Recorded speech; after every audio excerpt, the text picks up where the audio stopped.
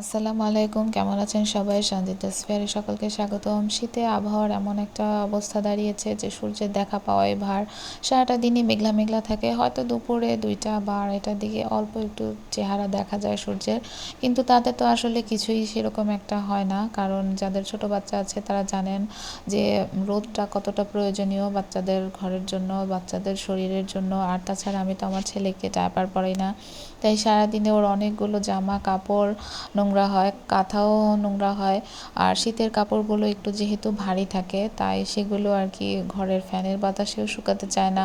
বাচ্চাকে তো ধরে রাখা দায়, এক রুমে নেড়ে দিয়ে যে ফ্যান ছেড়ে দিব তার কোনো উপায় নাই। সে সেই ফ্যানের নিচে যেই দাঁড়াবে, দুষ্টুমি করবে, তাকে আনা যাবে না। যাই হোক, একটু ঝামেলাতে আছে। আর ওকে ডায়াপার বেশি পরাই না তা না, আর কি ওকে বেশি ডায়াপার দিতে চাই না।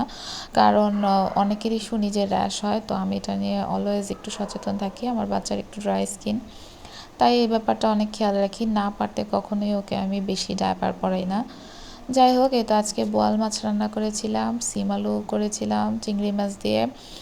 2 পদ করার পরেও মনে হলো যে কী যেন একটু না, একটু অন্যরকম কিছু খেতে ইচ্ছা করতেছিল, তাই করলা ভাজিও শেষমেশ করে ফেললাম। অল্প করেই করেছি, যার কারণ সবজি আর মাছের সাথে বেশি করলে খাওয়া হতো না। বিকেলে বের হয়েছিলাম, কিছু বাচ্চার কিছু কেনাকাটা ছিল, কিন্তু সেরকম পছন্দ হয়নি। জাস্ট 2টা টি শার্টই কিনতে পেরেছি। আর একটা জিনিস কিনেছি, এটা সারপ্রাইজ, এটা আপনাদের সাথে এখন শেয়ার করব না। আপনারা হয়তো ক্লিপ দেখে কিছুটা বুঝেই গিয়েছেন, তারপরেও এটা একটা সারপ্রাইজ থাকবে। এটা আমি ব্লগে শেয়ার করব 16ই ডিসেম্বরের দিন।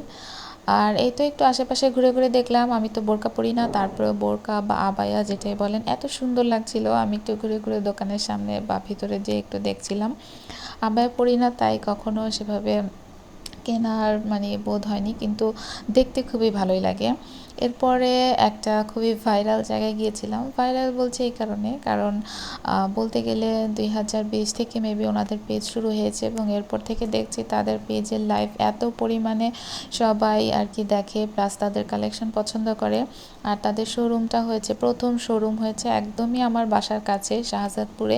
তাই ভাবলাম যে এত কাছে শোরুম, একটু যেয়ে দেখে আসি। কেনাকাটার তো কিছুই ছিল না, কারণ লাস্ট দিন জেএফপি থেকেই 2-1টা যা প্রয়োজনীয় জিনিস ছিল কিনে নিয়ে এসেছিলাম। তারপরে একটু ঢু মেরে আসলাম, একটু দেখে আসলাম, দেখি কোনোটা ভালো লাগে কিনা।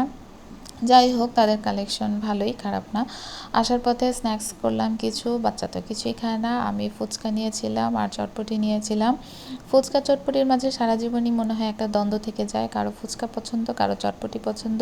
দুটি পছন্দ এমন মানুষ মনে হয় খুব কমই আছে। আপনারা কমেন্ট করে জানাবেন আপনাদের কোনটা বেশি পছন্দ, নাকি দুটোই ভালোবাসেন। ভালো থাকবেন, সুস্থ থাকবেন।